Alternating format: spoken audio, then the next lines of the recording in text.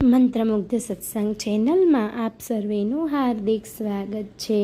ભાદરવા મહિનાની સુદ પાંચમની સામા પાંચમ અથવા તો ઋષિ પાંચમ તરીકે ઓળખવામાં આવે છે। રજો દર્શન વખતે જાણે અજાણે થયેલા પાપો કે દોષોનું નિવારણ કરવા માટે સ્ત્રીઓ આ વ્રત કરે છે।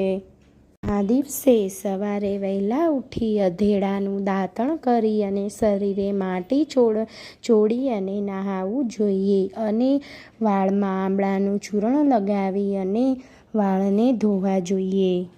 ત્યારબાદ દીવો અને ધૂપ કરી અને સપ્તર્ષિનું ધ્યાન ધરવું જોઈએ। આ વ્રતમાં ઉપવાસ કરવો જોઈએ અને જો ન થાય તો ફળાહાર લેવો જોઈએ। આ વ્રતમાં સામો ખાવાનું ખૂબ જ મહત્વ છે, જેથી તેને સામા પાંચમ તરીકે પણ ઓળખવામાં આવે છે। વૈદર્ભ દેશમાં ઉત્તક નામનો બ્રાહ્મણ પંડિત રહેતો હતો। તેની પત્ની ખૂબ જ ગુણિયલ અને સુશીલ હતી।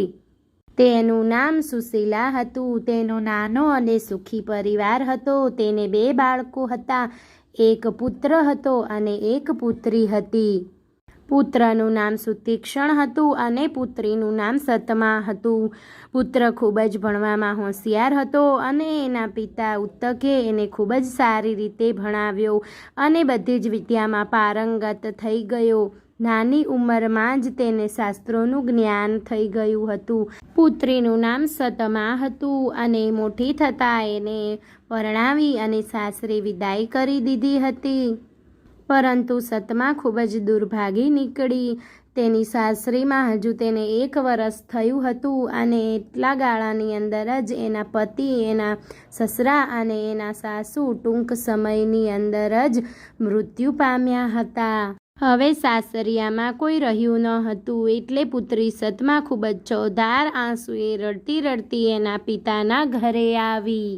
દીકરીની આવી દશા જોઈ અને પિતા ઉત્તકને થયું કે માનવ સેવા જેવો બીજો કોઈ ધર્મ નથી અને એને તેનું મન માનવ સેવાની અંદર વાળ્યું અને આ વાત તેના ઘરના બધા લોકોને જણાવી।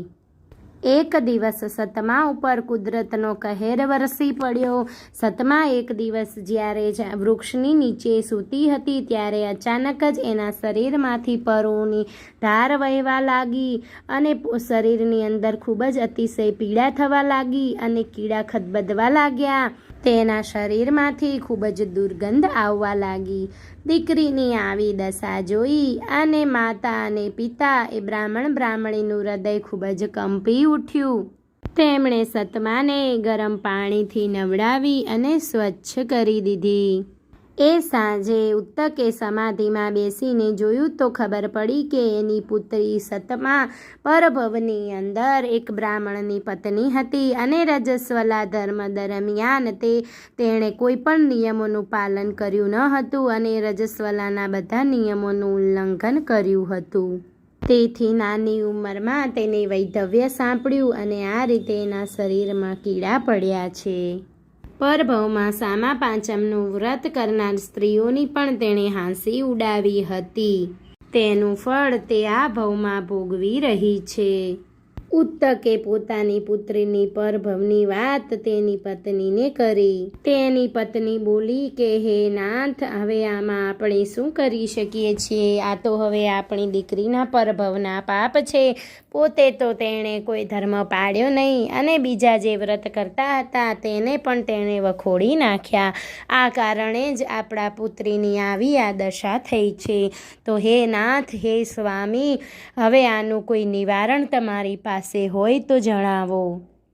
બ્રાહ્મણે કહ્યું કે આપણી પુત્રી સતમા જો સામા પાંચમનું વ્રત કરે તો એના સઘળા પાપોમાંથી મુક્તિ મળી શકે તેમ છે। આશ્રમમાં ખાટલામાં સૂતેલી પુત્રી સતમાએ પિતાની આ બધી વાત સાંભળી અને પિતાને કહ્યું કે મારે આ વ્રત કરવું છે, મને આ વ્રતની વિધિ જણાવો। બ્રાહ્મણે વ્રતની વિધિ જણાવતા પોતાની પુત્રીને કહ્યું કે હે પુત્રી સતમા, તે ગયા ભવમાં તો સારા કર્મો કર્યા નથી, પરંતુ આ ભવમાં તું આ વ્રત કરીને તારા પાપોમાંથી મુક્તિ મેળવ અને આ ભવમાં તું આ સામા પાંચમનું વ્રત કર.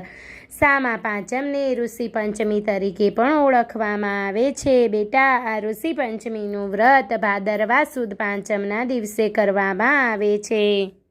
આ વ્રતના દિવસે સવારમાં વહેલા ઉઠીને નાહી ધોઈ નિત્યક્રમમાંથી પરવારીને દીવો અને ધૂપ કરી અને સપ્તર્ષિને યાદ કરવામાં આવે છે, જેમાં ઋષિ કશ્યપ, અત્રિ, ભારદ્વાજ, વિશ્વામિત્ર, ગૌતમ, જમદગ્નિ, વશિષ્ઠ જેવા મહાન ઋષિઓને યાદ કરવામાં આવે છે અને એમનું ધ્યાન ધરવામાં આવે છે. અને સાથે સાથે ઋષિ પત્ની અરુંધતીનું પણ ધ્યાન ધરવામાં આવે છે.